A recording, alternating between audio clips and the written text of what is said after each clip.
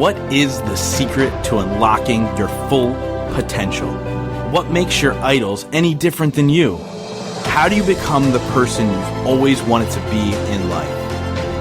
This is where you get all of your questions answered. My name is Justin Shank, and I sit down with some of the most epic individuals who are changing the world with their actions in business and in life. We discuss how they did it, why they pushed themselves, and more importantly, how they were able to focus on continuous growth to achieve their dreams. Welcome to the Growth Now movement. This week, I sit down with Dr. Bill Moss. So I'll start out by saying that Dr. Bill is actually my personal chiropractor. He's somebody I've been going to now for probably about 8 months or so and have seen dramatic changes. But this episode is so much more than that because you see, Dr. Bill has been on a lifelong journey of finding alignment in all areas of his life. He has now become a meditation leader, an energy healer, and so much more. And in this episode, we talk about his whys. We talk about how you, as a listener, can really tap into your energy and how you flow and how you're able to reach that next level. We talk about my life activation that I did with him, and we talk about so much more than that. I think you guys are really going to not only love this episode and really vibe with Dr. Bill, but you're just going to be inspired. You're going to be inspired to take your life to the next level.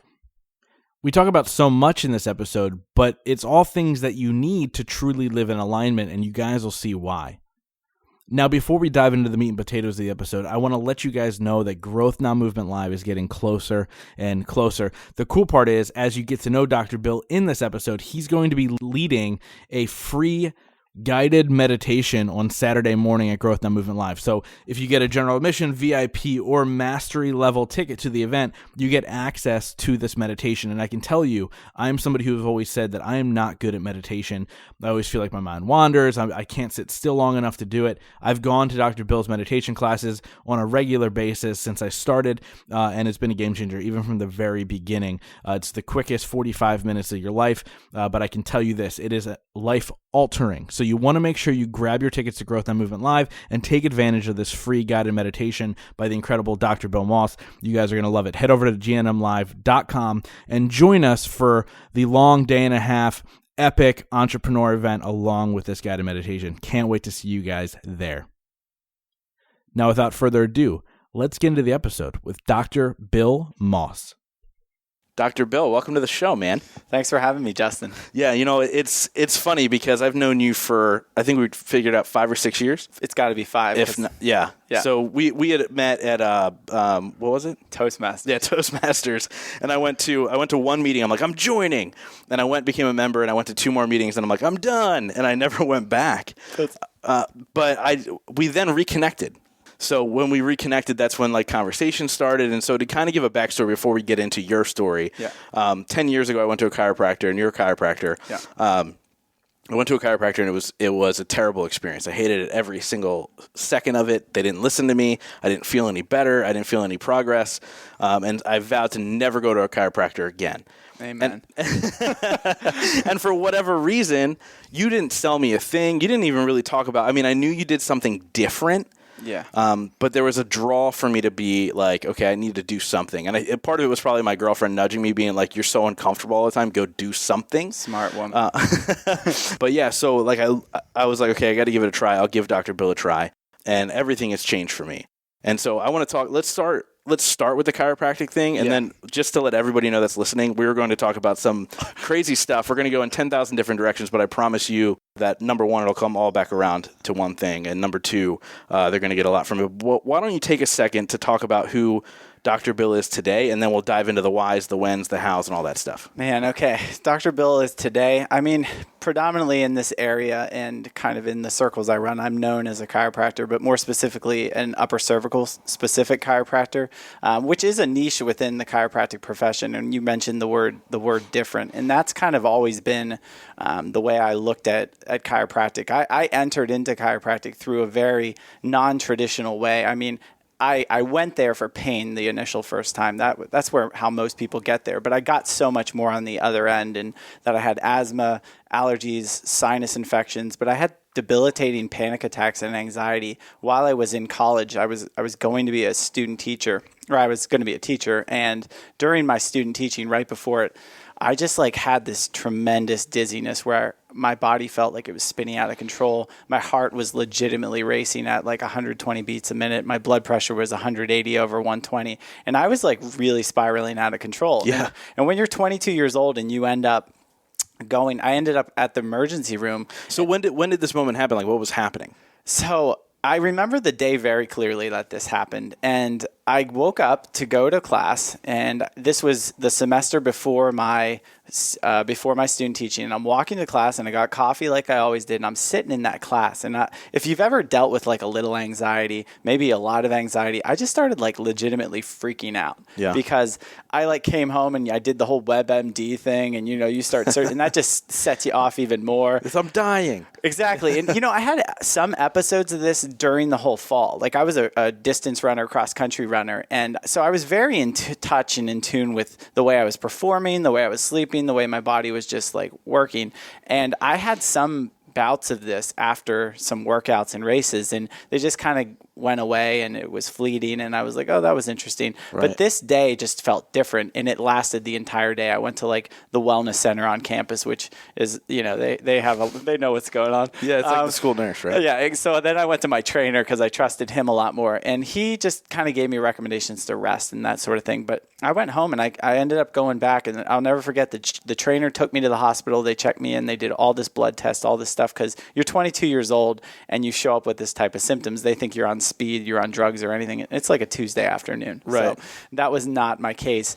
So then I went through the gamut of testing from a neurologist, cardiologist, ear, nose, and throat doctor, all these different tests, MRIs, MRAs, looking at my head and neck, and everything came back fine. But I was not feeling fine, right? So it's like, oh, you're fine on paper. But in my life, it was like I couldn't. Yes, really, something's going on. Something was very wrong. And interestingly, during that time, I was coming home to Reading, this area for testing, and I would go see my chiropractor at the time, and those were the days I felt best. But nobody really taught me what that was all about. No one taught me why I could be feeling better or experiencing a better situation when I would see my chiropractor. And I did the whole medical route. I took antidepressants, anti-anxieties for an entire year. I was teaching special education, emotional support, if you will, in high school. And I woke up with pain, and I just ran out of my prescription, and this was like one of those life-changing kind of slowed down moments for me. And I went to see this chiropractor, and he taught me why I could have been experiencing what I was experiencing and feeling better on those days that I was getting adjusted. And my whole life over the next 6 months kind of changed. I wasn't having asthma. I wasn't having allergies. I was performing better in running. And most importantly, I wasn't having anxiety. So I was like, there's something to this. Yeah, like I need to figure out why now I feel fixed. Right. Yeah. Right. And all the meanwhile, I'm working in a school district with counselors, paraprofessionals, therapists, and they're like, let's change the kid's medication. Let's change the kid's medication. I'm like, my experience was very different, very different. So I couldn't really sell that. I wasn't, because I didn't buy it as much anymore. And I was just inspired. The chiropractor asked me if I had ever thought about doing this for a living. I had not. And that day I kind of was like, well, no, I haven't thought about it. And then I started thinking about it. That's so strange. Let's talk about that for a second. Like how I don't necessarily like to use the word strange or weird, but I use it all the time, just lack of a better word. But like, I've never been to a doctor and the doctor would be like, have you ever thought about being a doctor? Right. Like, no. And especially when you've already, like, you're a senior in college, or were you a teacher at this point? No, this point I was under care, like regular care. I was the guy coming in with all these inquisitive, curious questions, Gotcha. not like, tell me more about this because I don't believe you. I was more like, I had this amazing experience. I want to go deeper. And the one day he was just like, you seem really into this. Have you ever thought about doing it? So it was definitely a gradual process. It wasn't like first consultation, like, excuse me, sir, take me back to the beginning of what's been going on. You know what? I just have a feeling that you're going to be a chiropractor. It wasn't like that. But when he did say it, I couldn't get it out of my head. Right. And I started like pitching my wife on it, and she'll never forget this because I like brought it up at dinner, and I was like, "Hey, wouldn't that be cool? My chiropractor said I'd be a good chiropractor," and she's like, "Yeah, that's kind of neat." And then I brought it up again like 2 days later, and she's like, "Why are you talking to me like I'm your dad? Do you want to do this?" And I was like, "Yeah, I want to do this." So then basically from that point on, we planned like a year and a half. got our things together and I moved to Atlanta to go to chiropractic school at Life University. And when I entered there, that kind of brings me back to like what I'm doing now. When I entered there, I was kind of turned off by the methods that I thought I wanted to learn. Like the model of chiropractic that was shown to me and I experienced when I got there, I was a little turned off by the club. I was kind of turned off by the people that were doing it. And I got introduced to this thing called Upper Cervical, which you had probably never heard of until we met. And really, it's one of the oldest forms of chiropractic. It's one of the most researched forms of chiropractic. It ends up working with people who have tried lots of different things, have seen little success, little resolve, and it's had great results across the board. And it was really takes us back to like the 1930s through the 1950s. The guy who developed chiropractic did a ton of research in this area, and most people abandoned it. But when I was in school, I'd hear these little stories about from different chiropractors from the stage that talked about this. And to me, it just, at the end of the day, when like shit hit the fan, the chiropractor, the chiropractor's wife, they were all going to the upper cervical people because when like it was bad, they were like, these people seem to have more tools. And I got to the point where I was like, well, why don't I just want to have those tools and be that way? And, you know, when you see a good confident speaker or anyone who models confidence in any arena, a lot of times it's attractive. And the upper cervical guys just seem to walk around with a little extra swagger. They carried themselves in a different way. And I was like, I'm curious. And that's interesting too, because when you think about what you do, and you and I have talked about this before, is like it's a small percentage of people who do it. Yeah. And it's almost not made fun of, but like looked down upon at times in the chiropractic world. And yet these guys are walking around with swagger because they know what they have. Well, and I almost got talked out of even doing this before I got to school. And it's funny how things stay with you. I'll never forget this. I was going to like the massage therapist I worked with. She was like practiced ART, which is like active release therapy. I was a runner. She was an Australian. She was amazing with what she did. And she asked me about the chiropractor who I was going to, who had all these great experiences when I was a chiropractic patient. And she's like, he doesn't do one of those. He's not one of those guys who only adjusts the upper neck. And I was like, no, he's not like that at all. And she's like, good. That's weird. And then my wife, the guy she was going to, I started shadowing him. And this guy was just like a wild dude. He was like a kind of a hippie chiropractic strange guy, but he just like resonated with me because he had a cool outlook on life. And he's like, don't knock it, man. Those guys, I told him that. I was like, hey, have you ever heard about these people who only adjust one bone? He's like, don't knock it, man, until you try it. Those people are badass. And wow. So he totally like already anchored that in me before I even got to school to at least be open to the idea of it. And when I saw these guys talking and performing and doing what they do, I was like, yeah, that's what I want to do. But it was hard to get the training. Like that's why, you know, one of the things I do is I teach now, and it's because there's not a lot of people that actually do it. Yeah, and you know, it's funny, like people that have listened to the show, they know that when I had Freddie on, who you're also friends with, and you know, I've bring more local people on, but it's not just local people. It's people that I trust. It's people that I admire. It's people that are doing great things beyond what we feel is like this little pocket of what we're supposed to be doing.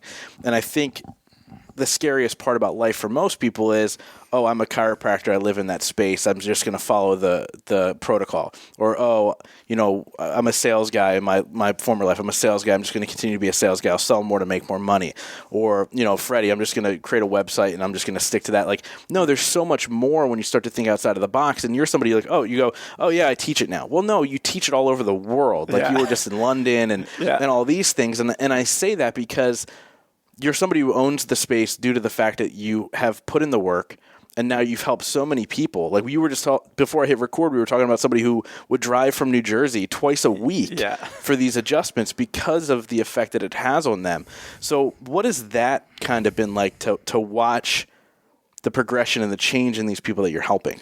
Yeah, I mean, I think that's from a young age, I wanted to make an impact. You know, I think we have that in common. Like whatever we do, we want to impact people. And I'm by trade like a maximizer. So I like to, you know, good to great. So I'm always kind of like searching and mining for like making things better. And when I found that, I felt like this was one of the best tools in the world to really help me like shift people and move people. I also felt like it was the best application of chiropractic to make sense to more people because, you know, my profession as a brand has not done a really good job over the last, centuries. We've only stuck around because we have had some success and results, but there's tons of different mind viruses that get passed around. Like, you need to go forever. They think they can cure everything. Yeah. And that was my experience 10 years ago. I was like, I'm going to be doing this forever and I'm never going to feel better. Yeah. Yeah. And that's not necessarily the thing. And the other part of that is like getting adjusted is what does the healing. That's not actually true. You do the healing, and it's between those times, and being able to hold the adjustment for extended period of times and being clear and holding your adjustment is what actually heals people. And that's the biggest misnomer. So, and the other idea is like, oh, you're cracking backs and that helps people feel better. But when you start to get to the nitty gritty of what I'm actually doing and what we're doing is we're helping nerves in the nervous system, which runs everything. And we're helping to remove obstacles so people can really perform and heal and repair like they're supposed to. Like we don't give the body, we don't give another human enough credit. And so that actually has been one of my biggest advantages, because I'm very good at setting a space where I don't judge people, because a lot of times they put enough barriers up in front of themselves to get well and heal. Why do I have to put another one up? And all the research even says that really the doctor's expectations in the treatment quote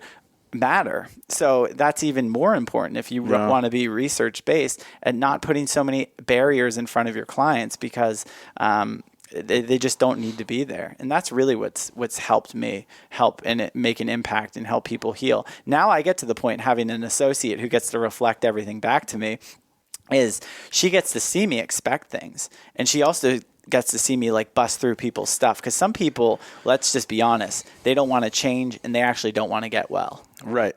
And that's a huge thing, which I'd love to get into. But real quick, and I'll just say this and then we can move into that. Sure. The reason we're even having this conversation is, I shared what happened 10 years ago, but I haven't shared why I found myself at a chiropractor, or why I believe in what you're doing. The reality is when I was a kid, and I've talked about it on the show, just not a lot, but when I was a kid, I broke both my hips, which then set me on a lifelong trajectory of being messed up, unaligned, in pain, uncomfortable, all the things that are the worst, right? And so I had a leg length discrepancy, or have a leg length discrepancy. And when I walked into your office the first time, like any chiropractor, I'm sure they have you stand on 2 scales. So you had me stand on 2 scales. I was carrying 50 extra pounds on my right-hand side.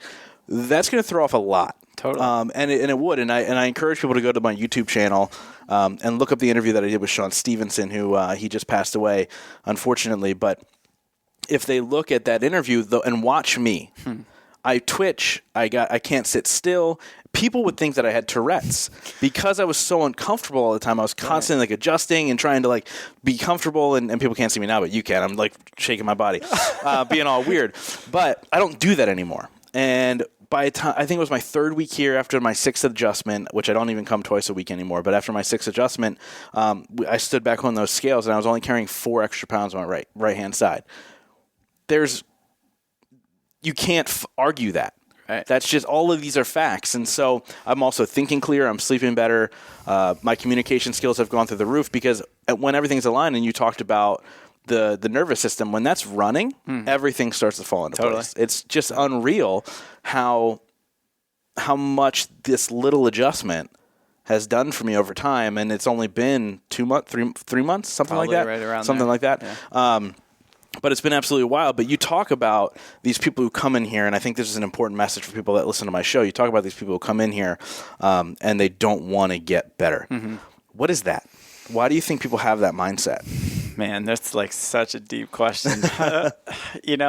Just in my experience, I think people do get to a point where it's sometimes, and this is sometimes, some people are going to hear what I'm saying, he thinks all sick people want to be that way. No, I think what sometimes happens for certain people is they get some kind of attention, or they get some sort of response with it, right? And maybe that response serves them in a certain way, and they hang on to it. And true change is scary, right? We talk about this all the time. You talk about this with almost all of your guests, is real change that's good for people is sometimes scary. And oftentimes there's a little white water in that, a little unknown and a little turbulence, if you will, to go through it. And some people, if they come out on the other end of that, what then? if somebody's on disability or they're really sick, like what then? And that's not everybody, because I work with so many people that are on that side and they really want to go through it, and we help hold their hand and get them through it. But it is a factor. Like it is totally a factor, because we sometimes see like conditions and disease and health as something so far outside of us, instead of taking ownership for and taking control within us. And I work from a place of empowering people. I know I can't cure everything, because guess what? I just help people facilitate the opportunity for them to really heal themselves, and that looks differently. And chiropractic and all healthy things in general are more about processes and evolution, adaptation, growth, change, and not just arriving, right? They're not about arrival. And I think things that are truly healthy for us do work in that way. It doesn't mean you don't need emergency interventions. You do in every area. If that's counseling, if that's medical emergency, if that's your friend just pulling you off the edge of the cliff, you need all of those things. It doesn't devalue the importance of them. It's just not the same as procedural and process-based health. Yeah. And we suck at all processes pretty much. Discipline is not in people's strengths. It's not. Otherwise, we'd all follow our workout programs. We'd all eat the diet we wanted to. We'd all stick to the routine we wanted. And we'd have all of our mantras down every day to be positive. But we're not a disciplined culture. And that's why those industries end up thriving. It's not like people don't want to do those things. It's just we lose it. So what do you think sets somebody apart on the discipline side of things compared to others? Because like you said, you have people in here and you do the same adjustment for everybody, and you see results in some people and not results in others. And so I think there's an awareness, number one. But where does the discipline come from? Because I can speak to myself. I'm going and speaking at a health conference. I am 30 pounds overweight currently. I don't ever stick to a workout plan. I'll start and then stop and start and then stop. Same with diets. But I'm having a massive shift come October. I'm doing Sober October. Cool. And I'm doing it from mostly a discipline standpoint to say, you set a goal for yourself. You can easily stick to it. Here's how. Boom, boom, boom. And then I think once you but I have discipline in all the other areas of my life. Yeah. Whether that's business or whatever, it's just that one thing. It's probably because I don't like it. Yeah. But what sets somebody apart because you're somebody I look at, you have discipline. You have discipline in all of you don't drink, you eat right, you exercise constantly, you focus on your business, your relationship, you're about to be a father. You have discipline in all these areas. So what sets you apart? The part, well, I don't know. One thing people need to know is like I'm not perfect in all of those. Like I fail all the time. I've also like figured myself out. I mean, the ultimate thing is kind of understanding yourself. Like the only way I work out is when I hire a trainer and I have a commitment and I show up. Like I play music, and just for this year I started taking bass guitar lessons, even though I've played for like 20 years, because I'm not progressing. And the only way I'm going to do it is if I have a commitment to show up for. Right. So and I forgot you did that too, by the way. I've hacked myself to like have discipline in certain ways. I mean, there's other areas that I just have to have and things that I do. And, it's half the time just getting started helps. I have discipline in all areas, but I also have I'm very undisciplined and inconsistent in many of them too. But one thing I do have is grace for myself. And you're starting to see this where people try and they want to do things, and then when they fall short, they end up beating thesthemselves up as bad or worse. And they go in the other direction, right? Than they would have. And it almost creates that emotional comparison. And I think this is probably, I wasn't really planning on talking about this, but it's probably even worse in today's mirror, because everybody uses social media as today's mirror. And that is absolutely detrimental to your own progress, the way you see yourself, the way you move and make change. You see people, and even you kind of highlighted like all the positive things that you see from me, but I have tons of things that I've screwed up along the way, messed up. I miss a lot on all of those areas on a frequent basis. And I think that's the strength in what people have is the vulnerability to be like, it's not going to be perfect. It's not going to be consistent, but I'm going to keep going forward and using these tactics, because it's taken me forever to be like really working out again. I used to run marathons and I never miss anything. And then all of a sudden it's like, I'm done. And then I don't work out. Is that just older age? By the way, he's only 37, people. So not that old. Well, I don't know. Running, I'm just not as much of an advocate. I think running beats people up. It makes women's hormones all screwy. It keeps people in a chronic state of stress. So I'm just not as much of a fan, so I don't do that. And when I look at what I did to myself for like years, I'm like, dear God, I got a lot to work through. But it did show that I could be disciplined in an area when I was trying to achieve something. I do think like marathon running in general is one of those things that parallels life. Like you don't win it on your second day of training, and you don't complete it after a month of training. You have to put in like work and have bad days. I think people's expectations aren't really clear when they get into healthy things. And if you're left to your own instincts and device, you get derailed because we want instant gratification. And I think that's why I put people in the right places to help me. And that's what I want people to do in my office is I want them to at least let me lead and guide. Mm-hmm. When people try to manage all the components of their health in all ways, you're destined to like fall apart in many ways. Yeah, and that's a perfect example. And I mean, when I look, like I know where I fall short in the discipline realm, and it's because I want those instant results. When I look at my business, I didn't have instant results. I mean, I podcasted for 2 years before it became a business, but I was getting gratification from other things in the podcast space.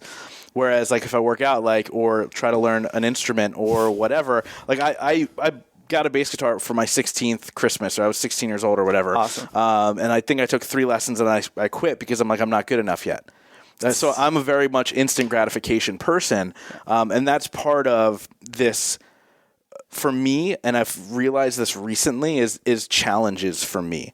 And coaches. I mean, obviously I invest in myself by getting coaching and going to events and learning and constantly evolving and having people guide me in certain directions. But challenges for me have really kind of started to really kind of help me level up. Whether it's group challenges or an app that challenges me to do something like intermittent fasting or whatever. And it's kind of really been a game changer for me. So I wonder if people that are listening, if they're able to tap into something that that's right for them. And that's kind of alluded to something you had said earlier about, like, this doesn't mean it works for everybody. Like, everybody has their thing, right? Right. And things change too. Yeah. Like, I'm also a creature of, when it's regarding health habit, is like I like to experiment. Like we were just talking about diet. Like, I've tried everything. I've tried being vegan. I've tried paleo. I've tried keto.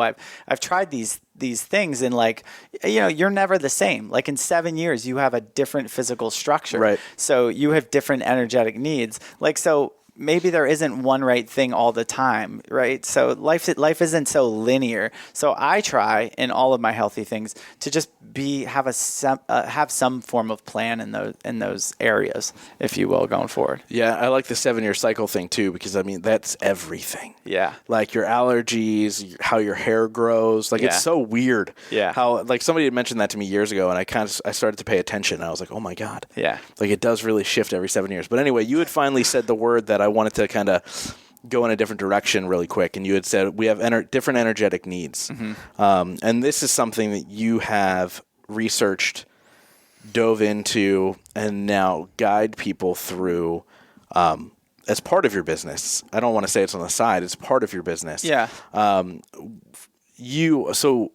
how many weeks ago was it? 3 weeks ago? Think about that. So 3 weeks ago, I did a life activation with you. Yeah. And the crazy thing is, I try and tell people that I did this, and I don't know how to explain it. But it was crazy, the clarity, the knowing the next step that came afterwards, how much more and aligned with my purpose I even became even more. And it's all energy work, and it's all this crazy thing that I don't quite understand, but I can feel it, but I don't understand it. So let's talk about that for a moment. How did you even get into this meditation, energy work field? It's crazy. So I think a lot of it starts back with my childhood, and just the recognition of, looking back, like I always felt kind of spiritually led and guided and connected. I remember even dreams as a child. I remember feeling like, I grew up Catholic, and feeling like going to church, there was like this depth of something ancient about it that was drawing me in, but there was something like the fear about it that really seemed strange to me. And it's not that I rejected it or I just didn't feel like my relationship with God or spirit was of that realm or that way and that connection. And as it shouldn't be fear-based. Right. And in many ways, like, I did fear, but I also felt the bigness of whatever that was. And I think, when we're kids and children reflect this on us, like they just know that they're more. They know that they're more. And I think I've always been drawn to different energy things, but I didn't dive into anything because Right. I also think there was a healthy level of skepticism and strangeness to a lot of it that didn't have that like depth or kind of ancient feel to it. And then I have a good friend. His name is Dr. Sean Carey. He's also a chiropractor. And we were meeting at a conference in Denver. And this was a little over 3 years ago. And it's funny because Sean and I had this weird relationship where I was attending one seminar for like 3 years and I stopped and he started and he went for 3 straight years and I didn't show up. And when I showed back up, he was gone. And people were like, "Do you know Sean?" And I was like, "Yeah, kind of." But everyone thought we were best friends. It felt like we were going to be best friends. And we just like never spent any time together. So I'm going to this conference and he's like, "Hey man, I'm going to do this thing called life activation. Do you want to receive it?" I was like, "Yeah, that sounds great." I had no idea, kind of like you. Yeah, I can relate. I was like, what? No idea. Sure. I just show up. He does this thing. I remember liking it. I remember as soon as it was over, even in the next couple weeks to months, I felt like when I was public speaking, I didn't have an under level of like anxiety that was always there. I felt a lot clearer. And my progress in my profession in this world just started accelerating. Like you know how I teach kind of around the world, and in Europe, I helped open a practice in Barcelona really quickly. I started teaching all over the place. My own practice was growing. I was growing. And it just really, life sped up for me. And for me, it felt real. And I started diving more and more into this work. And I was like, I'll get things done to me, right? Like I'll receive healings. I'll receive the energy because I like it, but no way am I ever going to do it. And I said that. And I think I say things like that and they always come back to me, but I really never saw myself dabbling or doing any of this work. And now it's starting to become a lot bigger part of my life. And the reason I say my life is because I do keep my practice very separate. I mean, you can see, you don't feel like it's like I'm drawing everybody into this in my chiropractic practice, because light work and what this is not for everybody. There's like levels of, it is for everybody, but not everyone's ready for it. Do you know what I mean? And there's like, you just start shooting this out to all these people in the public. Some people are listening to this podcast and they're like, I don't know what that is, but I got to find somebody who does that because I'm just feeling called. And that's kind of the way it works. Yeah. I mean, and you're 100% right, because, you know, I look at my life and my trajectory when it comes to the more spiritual side of things or the energetic side of things. And I'm very much like you. Like, I don't care what you're calling it, whether it's God, source, energy, light, Mother Earth, whatever, Mother Nature. It's all the same thing. And it's all a greater energy that kind of surrounds all of us. And there's a greater power and whatever that means to you, right? And so I didn't realize this or know how to communicate this, but I felt this for a really long time. And I found this guy named Rob Bell, who used to be a pastor and left the church, and he's still a Christian, but looks at it differently now. And he wrote a book called What is the Bible that put into words everything I've thought since I was probably 14 years old. And I was like, holy crap, like this is crazy. But seeing that switch was my switch to be more open to this conversation. And I get it. I understand most of it. I'm very much like you when you were like, no, I'd never be the practitioner of it. Yeah. But I think it's that natural journey. Like you never mentioned it before we were having dinner, and you literally said, yeah, I do this life activation thing. And my immediate response was, how much? Yeah. And he told me, I go, okay, let's do it. Yeah. And there wasn't even a question of like, what is it? But it was almost like you knew from an energetic standpoint that I was ready for it. Totally. And the more I do in this work, and the more I serve with this work, and the more I like bring people toward it, the more intuitive I become in understanding like when people are ready for it and that sort of thing. It's amazing to me. You know, in Reading, this is a good Reading conversation. When I moved back here just to open my practice, I lived away pretty much since I graduated high school until about 5 years ago and came back. And the thing that holds this area back has been so much of a mind virus that's like, oh, people won't be into that. Oh, that would never work here. And you hear it all the time. You can't do a growth now movement in Reading. That's crazy, right? And look, you just did it. I still think it's crazy. Yeah, but it worked, and it's going to keep working. And when I brought that practice here, I mean, I just heard that all the time. all the time. And I was like, why not? And if you look back, I one time with one of my old employees, we sat down, we went to lunch out at, I don't know if it was Farmhouse Cafe or one of these more organic or fast forward restaurants, and we're talking about it, and we're like, look at all the places that have showed up since we showed up, and you start to see the trend of where people are going. And then I'm like, well, people in this area are definitely not going to be into energy. No way am I going to even life activate people or bring people toward this work in Reading. And here I am, like, just keep doing more and more of it. And it's wild to me that people are more primed and ready than they thought. Because I think in the contrast of what this place is, people are even looking more for what's on the other side of that. Yeah, well, I mean, I just had a conversation the other day. I can't remember if it was on the record or off, but we had talked, meaning like, whether it was being recorded or not. Like, I just talk, and I feel like all my conversations, like, non-recorded are the same as recorded, and I never know. But I talked about how, like, I believe the world in general is waking up. Absolutely. Especially when you see a town like Reading, and it sounds like we're talking poorly on the city, but it's the exact opposite. Totally. This place is ripe for the picking. Mm-hmm. This place is ready to explode, and I think people like you and I, we want to be a part of it. Absolutely. And you and I talked about, being the light in the dark, or being the light in the area where it's not supposed to shine. And I kind of look at that with what you're doing in Reading, and kind of what I'm doing with Growth and Movement Live is like, look, like, we just have to serve what feels right. Mm-hmm. And who shows up are the people that are supposed to show up. And do I worry about selling out? Yes, that's what makes me a good event coordinator. Like, I get it. Like, that's why I'm good at putting together events. But at the same time, I know, like, I'm never going to, like, if you and I have a conversation, I'm never going to be like, yo, you buy a ticket. I'm never going to hard sell you. Yeah. Because at the end of the day, if you're supposed to be there, you'll be there. Right. Yeah. And I really believe that. I really do. Although I have to drop massive discounts for you to buy a ticket and then not use the code.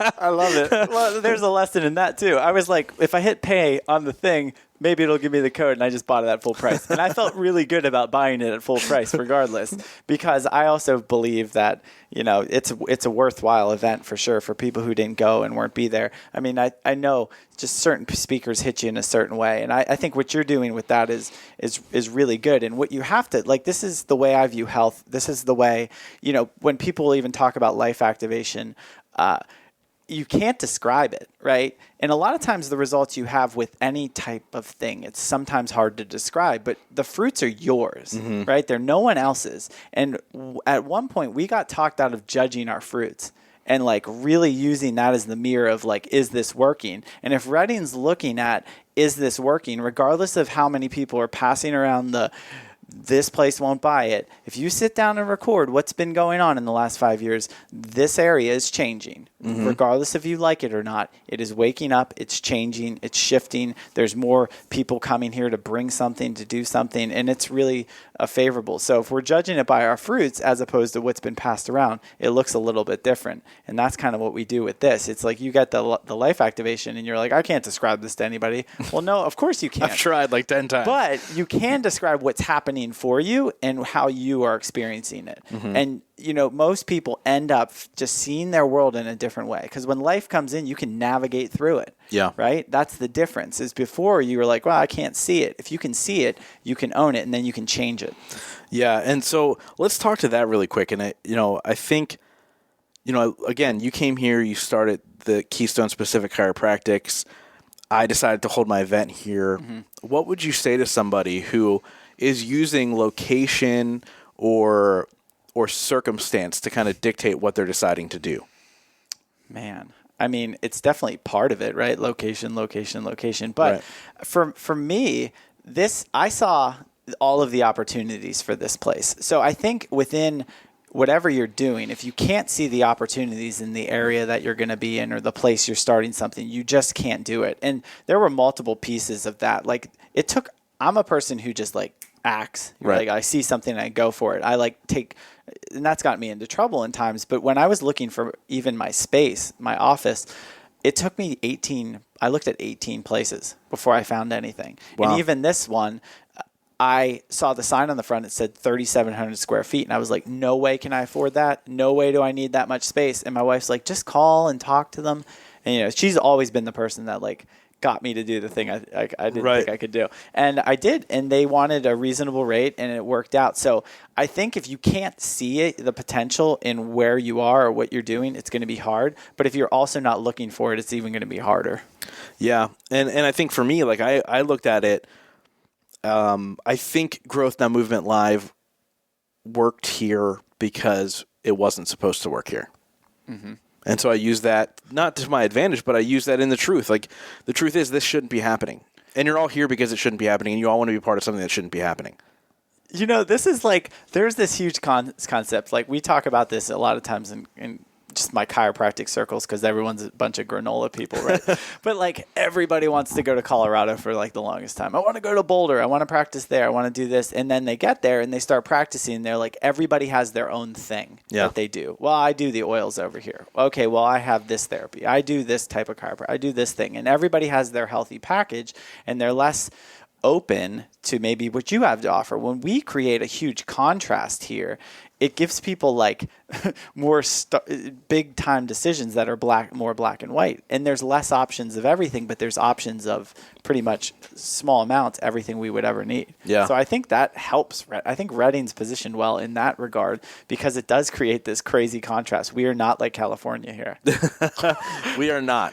Correct. You know, and it's funny because I even had a conversation with somebody where I was like, look, I think it benefited me to hold it in Redding versus a place like LA, because there's 500 of my events in LA a year. You know what I mean? And so it was a benefit to be one of the only, and probably in the Northeast in America, because you don't even see this stuff in New York or Philly. It's more warm Orlando, Tampa, Vegas, places like that, San Diego. Yeah. And so I think my goal is to kind of own the Northeast, but here in Redding, to prove that you can no matter what and where. And that's that's something that you and I talked about at length many times. And because I think that we just kind of follow what feels good. Again, the energy of what feels good in the next decision. Yeah.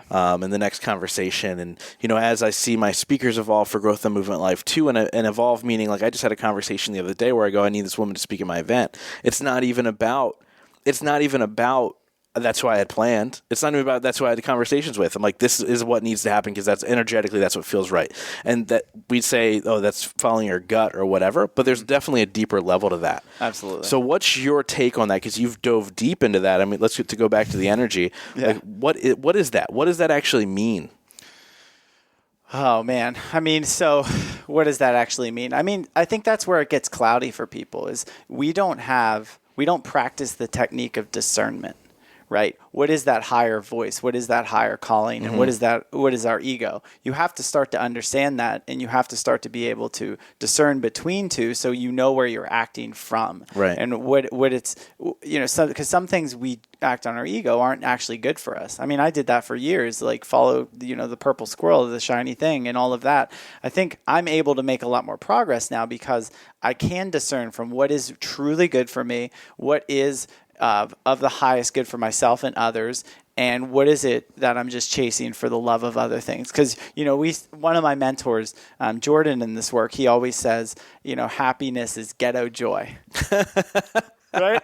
I love it. And I love it. Yeah. And will never take credit for that. But it's a really good compass because the pursuit of happiness really messes people up. Yeah. Because they chase all of these things that they think are going to make them happy, and they've totally forgot what fills people up. So I think joy is one of the best in like the work that I do with the life activation. It's through the Modern Mystery School. And really our compass becomes joy. Like what really fills you up. I didn't really get rid of drinking and these bad things because like it was discipline. It was because when I recognized where it was coming from and what it was serving, it just started to just melt away because it wasn't bringing me that actual joy. I live in much more of a state of that in this moment now than I ever did at any other points in my life, regardless of money, regardless of position, regardless of anything, any factors. Right now, what's happening in my life, I wouldn't change for anything because that is my compass of how I operate. And when you do that, sometimes you actually take risks that feel better and are riskier,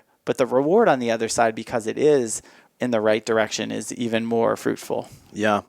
No, and I love that because that's very much kind of like, that's very much the same as me, where I stopped listening to the outside noise. I stopped listening to what other people were saying. Actually, this week's episode was with Rhonda Smith, who was a personal coach of mine, who wrote the whole method, was about finding your purpose within inside of yourself instead of these gurus and all this other stuff. And it's really kind of amazing. And I think now naturally, because I feel like I'm living that life, that's the conversation I'm having. Yes, you need mentors. Yes, you need coaches, but you need to stop looking at other people to find your happiness. 100%. I mean, I worked with so many coaches and groups and things, and half the time I felt like I was like getting sold to the next thing or sold into a new thing, and ended up trying to please other people along the way than doing what just was right. You know, somebody asked me when I was even teaching recently, they were like, why don't you do other areas of the spine? And, you know, aren't there benefits of doing that? And didn't even the founders come to some conclusions about it? And I like looked at him and I came up with this. I was like, I just like doing it this way. Like, when did that become so wrong? Right? I just like to do it this way. And, I don't really work with a lot of coaches and mentors anymore, and I'm very, very selective of who I even share my ideas with. And that doesn't mean like I hoard them all to myself. It's just I've understood through discernment and through these levels of understanding where who I can trust and help grow my decisions and the ones that are right for me, and who I should just keep away. Right. Yeah. You've built your circle. Yeah. Totally. And, you know, I'm fortunate, too, to have done the same thing. And, like, when I think about, like, you know, there's a handful of people that I trust with ideas that I have. And there's a handful of people that I'm like, hey, help me out here or this or that. So there's always a time and a place for wherever you are in your life. Mm-hmm. But, again, it's what feels right. Right? Like, this is the way I like to do it, so just do it that way, which I absolutely love. So, you know, when I think about this energy work and as I'm navigating it on a different level, I feel like over the last year or so, compared to before, what have you done to tap into it even further? Because I feel like you're so in tune at this point that your life is guiding you versus you trying to navigate it. Well, I mean, there's a couple components to that. One, the actual mystery school that I work in, it has a path, right? It has steps laid out that have ancient lineage to like 3,000 years before our time, King Solomon's time. And it really lays out different steps to follow. And one of the biggest differences that people notice in this work compared to others, and I would say, is kind of the depth and density of it. You know, the idea of this spiritual practice for myself and my friends who are involved in it, it's not going out there to escape this world. Nothing is about that. It's all about getting the light anchored into us and bringing it here to really make change. So I've done multiple things within that work, but through that work, I've received tools, different rituals and meditation and things to continue to cultivate the energy, to continue to cultivate the change, because it's all about progression. We talked about that from a health perspective. Well, for my own personal progression, I don't like to stay still. I like to know myself better, understand myself better, understand this world and how I can contribute better. What is my purpose? And when I start to ask those things, ask the right questions, and do things that help me, lead me in that direction, it's really helped me. And that's why I found it, right? My fruits were great through this work. There is other spiritual paths for people. There are other modalities and energy. And if they're working for people, that is fantastic. For me, this has created change that has just been long-standing in my relationship, in my business, in my life, and I've just been so much happier because of it. And that's kind of the thing. That's the way to judge everything, is what are the fruits you're getting? Do you like them? And if somebody's on this podcast like asking themselves the question in life, if they're not, we say you have the power tools and the knowledge to change it. Yeah. Right? Yeah. That's who has it. Yeah, and you're 100% right. Like, it goes back to, you might have a mentor or you might have somebody you look up to or whatever, but what's good for you? Right. You know, and sometimes I believe the best coaches are the ones who ask the right questions.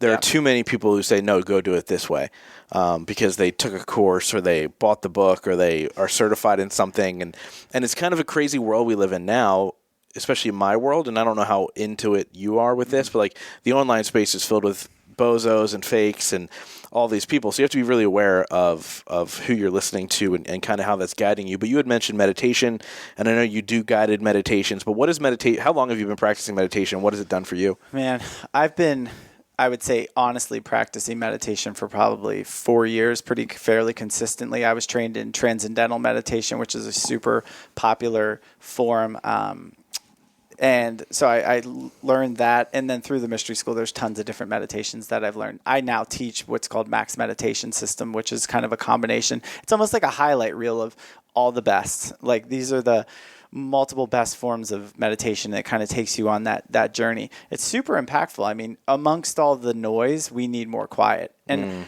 I'm a person that I didn't really understand balance, but through this work, I understand balance a lot more. And you're going to see, and you are seeing this desired need from everyone for meditation and mindfulness. And where is that coming from?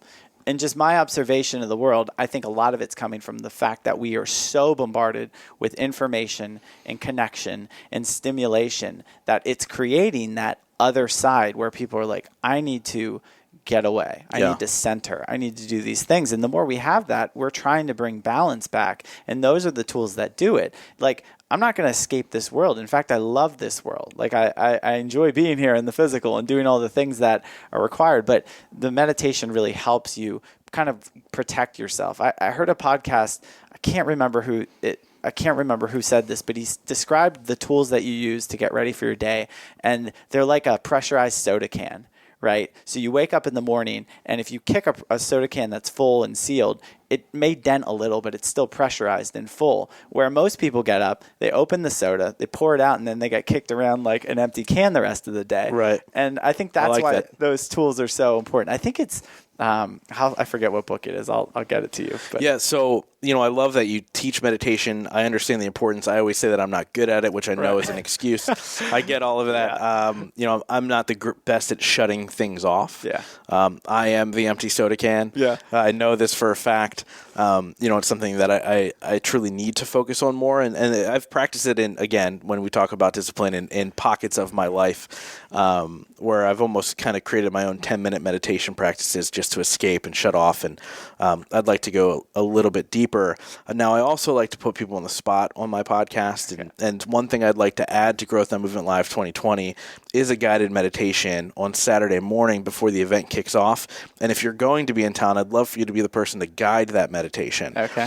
If you're into something like that, whatever that looks like, we got to figure that out. Awesome. Because it is the right way to start your day. Yeah. And when you go to an event like Growth and Movement Live, it's amazing. It's filled with information. It's filled with excitement, connection. But to provide that space in the morning to clear your mind, to calm down, to then allow yourself to receive for that day. Yeah. It's something that I'm adding there. Now, if you don't want to do it, I've got 10 other people. Yes, I would like to do it. Pending something crazy that I couldn't do. Probably in London teaching. No, I control that schedule. So definitely won't be in London teaching. There's one potential conflict, but I won't know till sooner. But yes, mark me down as the 100%. I'm gonna do it. And I actually think I can find a way. If it's a Saturday morning, I know I might have to be somewhere Thursday. I can do Saturday. I'll make it work. Perfect. For you, I'll do it. And I think it'll be well received from the people in attendance. Yeah. From everybody that just found out about it to all the way up to the movement makers and the speakers. I think they'll really love something like that because, again, my job at this event is to set the intention. Mm-hmm. And I think being able to provide meditation, a guided meditation for people before the day kicks off, whether it probably start at 7:30 in the morning, mm-hmm. Because the event itself starts at 9, and then kind of how that unfolds and kind of breaks out from there. But anyway, I'm glad I put you on the spot for that. Thanks. I could have, if you said no, I would have edited that whole thing out, but now it's too late. It's fair. This is the uncut. But yeah, man, so, one thing I always like to ask people on the show, because obviously with this podcast, I get the opportunity to interview some extremely successful people, however you want to define success. So my question for you is, what's your definition of success, and what are 3 things you do every single day to ensure that success for yourself? I think my definition of success revolves around like how much did I know myself and how much did I teach other people to know themselves along the way. I mean, I think that's really important. We really want to understand the depths of who we are, and I think that starts kind of with our health, and it goes a lot deeper for people as they start asking themselves even more questions. So, I mean, for me, it really also anchors in with like, are you living in joy? Are you really, when you sit down and look at what makes you happy and filled, like where is it coming from? Because when people can move from that, I think that's success to me. Like now I feel way more successful than I thought all the different things that quote make you successful in the past, like notoriety and money and all those things. I chase them like every single other person here. I chase them, but they're not in my definition anymore. So you can have an absence of too. And what are 3 things I do every single day? One is which I do rituals to help cultivate my energy and really bring my best foot forward. I try to say thank you to at least 5 people every single day. That's something I've been focusing on a lot more, is just having gratitude for each and every individual. And I really try to get myself moving, not necessarily exercise, but just movement. You know, if that's getting outside and breathing, if that's meditating in a way that just starts to uplift my breath and get me going, or just going for a walk and connecting with people. When I don't exercise, I notice how much better my performance to be successful is when I'm primed and I'm moving. So those are 3 things I do every single day. Awesome, man. I love that. And so obviously we're coming close to the end, and I wrap up every single episode with the same question. But before we get there, how do people get a hold of you? Like, look, here's the thing. I'll prime everything. Sure. I've gone through a lot of what you do. Yeah. I haven't done the guided meditation yet. Yeah. But I will the morning of Saturday. Yeah. You have one commitment on your plate too. So, with that being said, I've been through all the things. I've seen the good stuff that comes from the chiropractic. I've seen the clarity that comes from the life activation. I've been friends with you long enough that I feel the energy that you put into the world. Mm-hmm. So how do people get a hold of you? How do they grab onto that energy? How do they do all the things with you? Yeah, that's a great question. I mean, it's the easiest way to connect is via email, I guess, through bill@keystoneспecific.com. Keystone Specific Chiropractic Center is my practice. That's probably just a personal email. You can find me on Instagram at Dr. Bill Moss. And I mean, I get messages all the time from chiropractors around the world. So I'm used to communicating in many different ways. If you're interested in any of the things going on here, I mean, I have practitioners of upper cervical chiropractors around the world that I have a relationship with, and also life activation practitioners, people who are involved in the mystery school. I mean, I have a network that truly is global now because of these tools that we have, which is fantastic and amazing. Yeah, and guys, you definitely want to reach out to him now, because I told you this last time, so I'm not spraying this one on you, but I really feel that you are setting yourself up to be one of the go-to individuals in more than just the chiropractic space, to stand on stages and talk about your journey and how people can improve their life to large crowds. I see a best-selling book. I see all of these things, and it just feels real. And I don't say that about many people. Cool. It just feels real. So grab a hold of him now before it gets too big, and then he has somebody else responding to his messages. So I highly recommend that one. But obviously, like I said, we wrap up every single episode with one question. And since this show is called The Growth Now Movement, that one question is, in your life, what has been your biggest moment of growth? Biggest moment of growth. I think when I actually decided to go to, there's 2 lessons in this. When I decided to go to chiropractic school and actually take that foot and leave this area and go into a completely different career in a completely different state and have my partner to come along with me and do those things, I think it set in motion everything that's happening now. And I think that was the biggest growing edge. And I wanted to go now. So the other lesson in that was I wanted to go yesterday when I made that decision, and my wife was like, let's take a year and a half. You can do some prereqs here. So there was also this marination period of time that allowed it to become more and more for me and grow with inside. And I think that really helped me get to the other side and just see all these different fruits open up, and just taking that step that was so far from what my parents would have done, so far from what a lot of people in my circles would have done. And there I was just kind of stepping out, and my wife was totally in support of it. And I really think that's my biggest growth, because everything that's going on wouldn't have happened if I didn't take that leap. That's awesome, man. Dr. Bill, thank you so much for sitting down in your office you might win the record for the longest episode. We'll have to see what happens when it all comes together. But just thank you so much for, sharing your wisdom and your knowledge. Thank you for straightening me up Yeah. and helping with all that stuff. And then beyond that, just thank you so much for doing what you do to help individuals kind of not only feel better, but also find their purpose, because everything that you're doing is helping with that, man. Just thank you so much. Awesome. Thanks for having me, Justin. Thank you guys so much for being a part of the Growth Now movement. This is how you can really help me out. If you guys enjoyed this episode, please share it out on Facebook, Instagram, Twitter, all that fun stuff. And let's grow this movement to epic heights. And it's all going to be because of you guys. Thank you so much, and we'll see you next week.